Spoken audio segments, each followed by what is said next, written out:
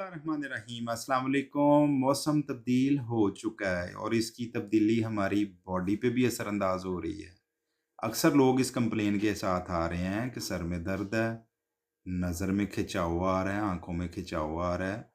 क्या वजह है इसकी? लोग नज़र चेक करवा रहे हैं, ऐसा बिल्कुल नहीं है, नज़र की कमज़ोरी नहीं है। बेसिकली ये बॉडी की डिहाइड्रेशन है।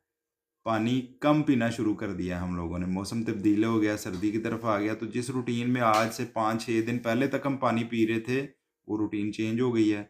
बॉडी डिहाइड्रेटेड हो गई है, जिसकी वजह से इसमें तनाव, खिंचाव आना शुरू हो जाता है। डेफ़िनेटली इसका असर हमारे सर पे भी पड़ेगा, सर में दर्द होगी, कंधों में खिंचाव भी होगा। तो इससे बचने के लिए ये नज़र की कमज़ोरी नहीं है, ये एक रूटीन वाइज़ मौसम की तब्दीली है। इससे बचने के लिए पानी ज़्यादा से ज़्यादा इस्तेमाल करें। जितना पानी ज़्यादा पी सकते हैं ज़रूर पिएँ। आपकी डिहाइड्रेशन उतनी ही कम होगी, आप उतने ही ज़्यादा एक्टिव रहेंगे। बहुत शुक्रिया, अपना ख़्याल